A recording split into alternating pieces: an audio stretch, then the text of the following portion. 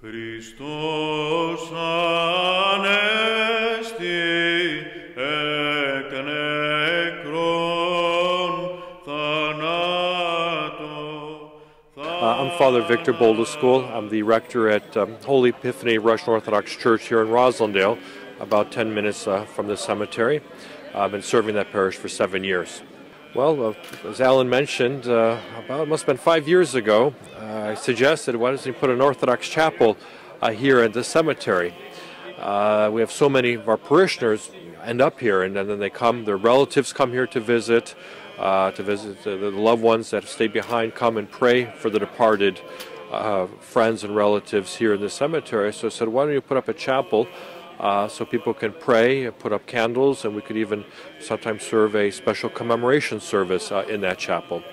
And he thought about it, and I don't know, maybe half a year after that, he says, you know what, I'm going to do it.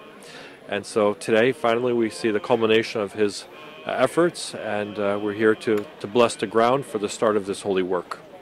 By my understanding, there's somewhere between 100 and 200,000 Orthodox Christians in the greater Boston area, and we have common interests. We have a common faith. We care about our children in the same way.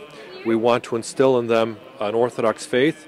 We have different ethnic backgrounds, and that's what's beautiful. Our ethnicity grounds us, and we at the same time, we love this country. We're grateful to freely worship in this country, and we were able to worship in our traditions, but united by one faith.